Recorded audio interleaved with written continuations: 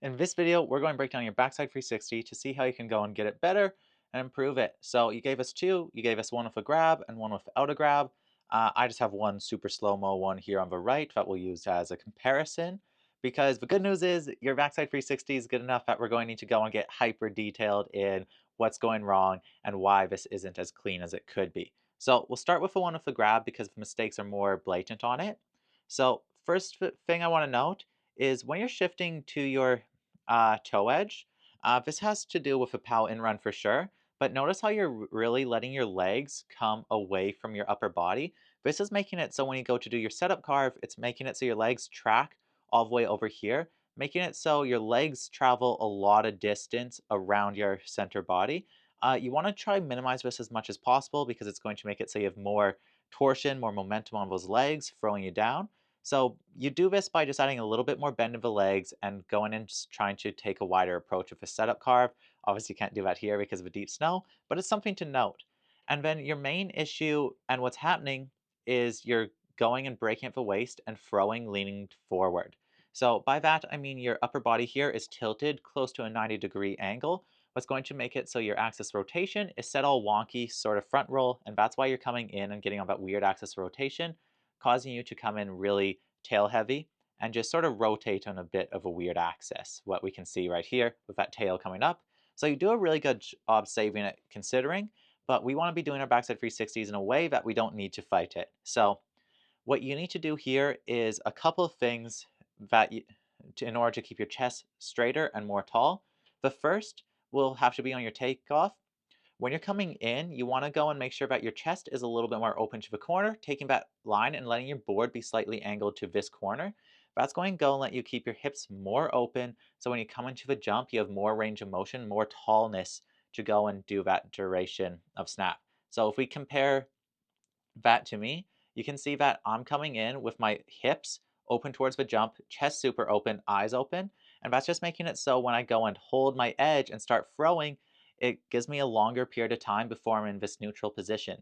Because once you're in this squared off position, it's going to be really hard to go and not start leaning forward. So that's what you're going to need to work on here, is coming in with your hips and chest more open towards that corner of the jump, spot more set to where your board taking off, so it doesn't go and let you start falling forward and start breaking at the waist, causing you to go and lean, getting this off-axis rotation.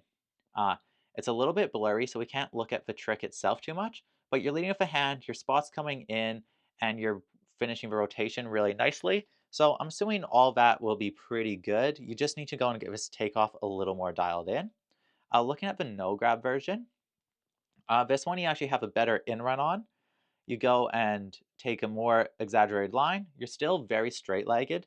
You want to have a little bit of bend here, just more stability, gets you lower, helps you hold that line and open the hips a bit more. And see how your chest is a little bit closed off? So we just want everything to be pointing in that direction together. The more you exaggerate it, the more range of motion you'll have to play with. Because as soon as you switch to your toe edge, see how you're completely flat and squared off to the jump? This is making it so it's really hard to hold that edge without slowly turning off it. And to fix that, you let your upper body close off a little bit. And this one, you're taking off a lot straighter, a lot more tall, and really nice straight edge pressure, what's really good to see. But you're still going and getting some drift. So even though you're taking off a jump straight here, you're getting drift, and that's because your weight is set forward. And your weight's being set forward from that breaking at the waist right around here. So again, the fix for this, just gotta be taller, gotta go and open your hips, and let's see if there's anything you can fix on the throw. Mm, this is a small one, but when you're throwing right now, you're sort of letting this arm stay inactive and then having this arm drop a little bit. I'm not the best at showing this because I'm bad for this at well, but you really want to make sure that your back arm is coming up with your spin, your front arm staying up, keeping everything around chest level. And because we can't really see a rotation too much, we'll just end this on a note on like what I'm really thinking about on a back free.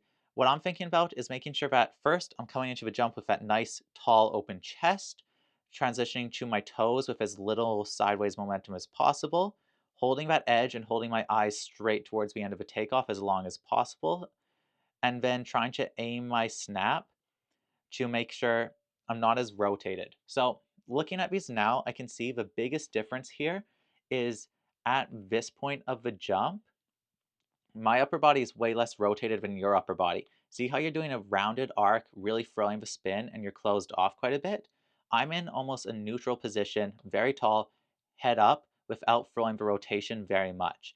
That's because I'm relying on getting a good pop and then letting my upper body lead the rotation throughout the spin. So basically, that's just being a little more patient, trusting that if I get a good pop, get a good takeoff, the rotation will come around. So you also might be throwing a little bit too hard. That's everything I managed to notice. If this doesn't go and sort it, let me know and we'll go and try something else. But I really think that changing these slight principles on your takeoff will make the back free feel a whole lot easier and give you way more control. But let me know if you need any more feedback and if I can help in any other way.